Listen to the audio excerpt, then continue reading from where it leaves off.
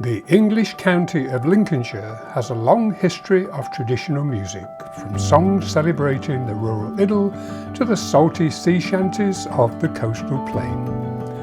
The 1960s saw a folk music revival led by American artists like Julie Felix, Paul Simon and Bob Dylan, English artists like Ralph McTell and Joan Armatrading, and bands like Fairport Convention and Steel Eye Span.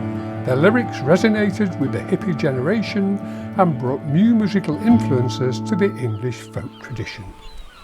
It's perhaps not surprising then that one of the most popular and longest running music events of its kind was born in the middle of this amazing period in musical history. Well, the Folk Festival in Cleethorpes started in 1964 by the members of Grimsby Folk Song Club, which was mainly the Broadside Band. It was always put on the May Spring Bank Holiday weekend, so it was the Friday, Saturday, Sunday, Monday. It started its life on the pier. It moved to the Winter Gardens and other venues in the town because the Winter Gardens had 3-4 rooms that could be used. Elton John had played there, Black Sabbath had played there, and Joe Cocker, endless names, had played this venue. It was so iconic.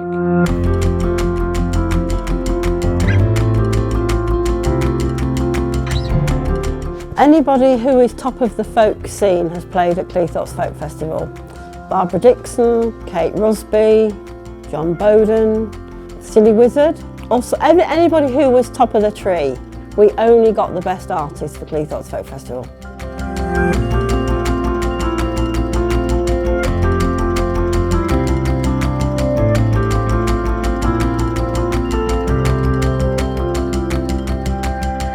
There were so many festivals within the festival because you had the song side, you had the dance teams outside, you had all the locals people who just wanted to sing, like your equivalent of an open mic.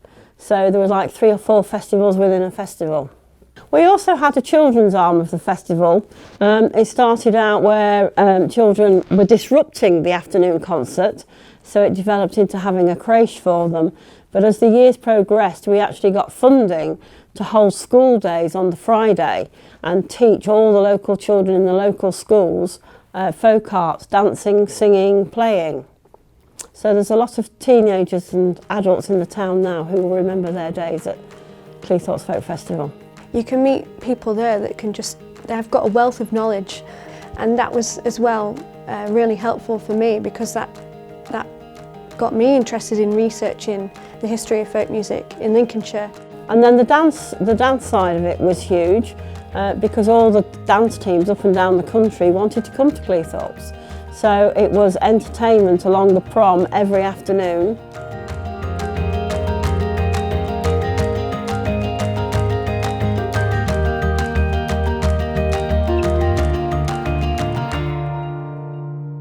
Well, I mean, we're talking of audiences of 800 plus just for a concert.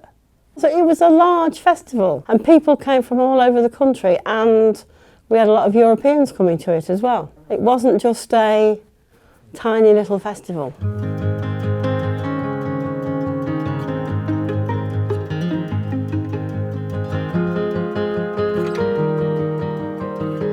After a continuous run of over 40 years, 2006 saw the end of this wonderful celebration of folk-influenced music from around the world. Well, like anything that's ongoing, you develop it. As I say, it started one room on the pier to a very international festival. We had people coming from all over the world to it, artists and festival goers. No, it's just sadly missed by all of us. So if you could recreate the Winter Gardens, please, we'll start running the festival again. Although the tradition of folk music continues in Cleethorpes with events like the annual Folk and Cider Festival, nothing matches the scope, scale and popularity of the Cleethorpes Folk Festival in its heyday. Now its mix of traditional and contemporary folk music continues back where it started in the Grimsby Folk Club, waiting for the right time and place to burst out again with a festival of music that will enchant a whole new generation.